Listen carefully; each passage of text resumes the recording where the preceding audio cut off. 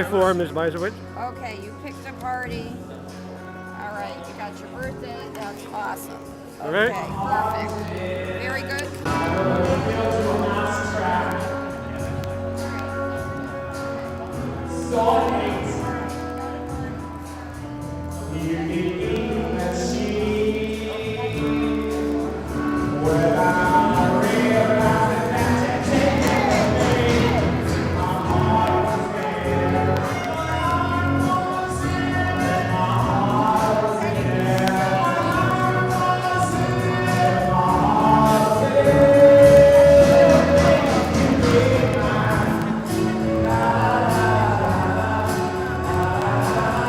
My heart was in it.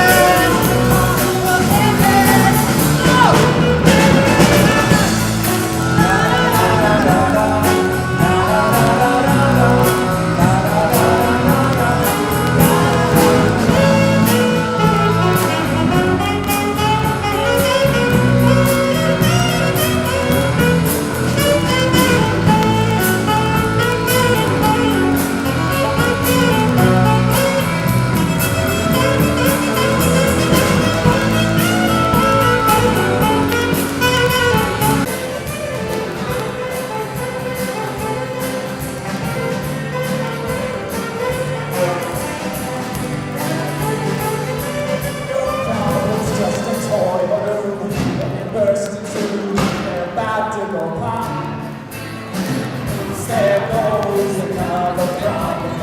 Instead goes another problem. Instead goes another problem.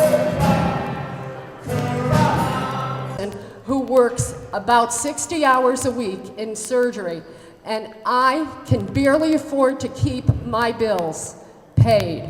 And if I can't do it, how can these other people do it? I work at UConn Health Center, I have fabulous benefits, and I am worried about our future.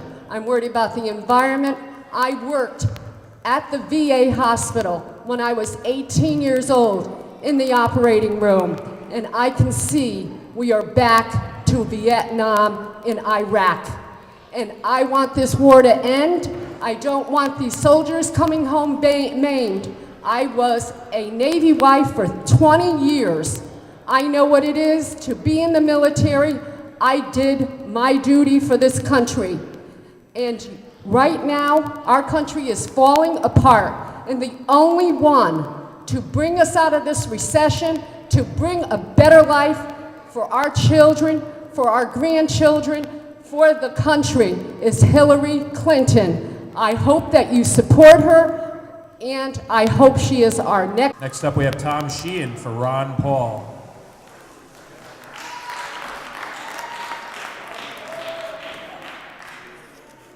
Ron Paul is the champion of the Constitution. The Constitution, it's so small it will fit in your pocket. The Constitution is the rule book, the instruction manual, the owner's guide to the United States government. Without it, we can't operate properly. It's like trying to run your VCR without the instruction manual. You don't know what you're doing, or your DVD player. And there are very few, if any, very few politicians, our elected officials, who follow the Constitution. In fact, in 2005, George Bush said, "Stop throwing the Constitution in my face. It's nothing but a goddamn piece of paper." He really said that. Well, let me tell you something, Mr. President. If it wasn't for that goddamn piece of paper, as you so despisingly refer to it, you wouldn't be president.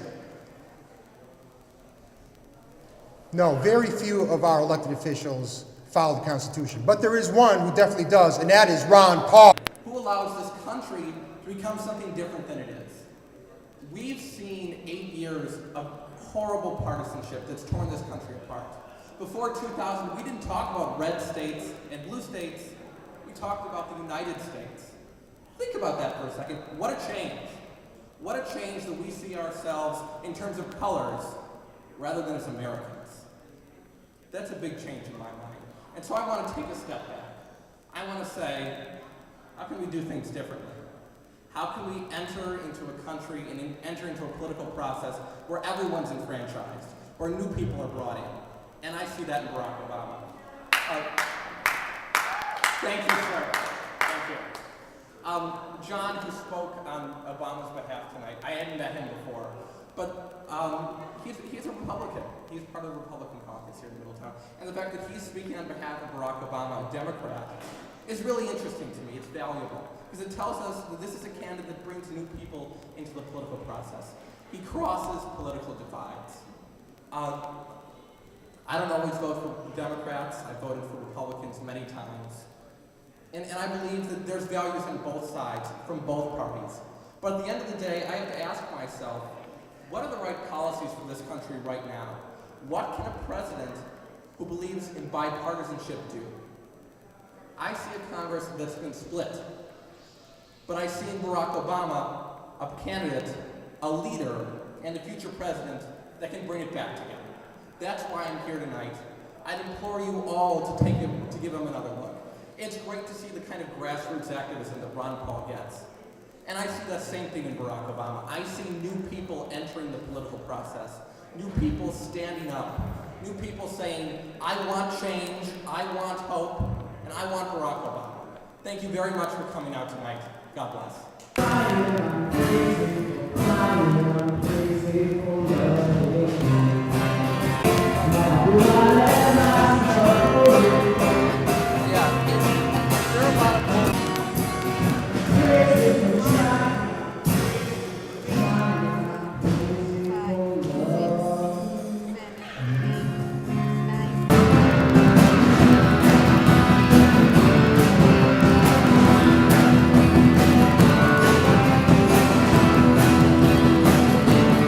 Clear majority of the first choice.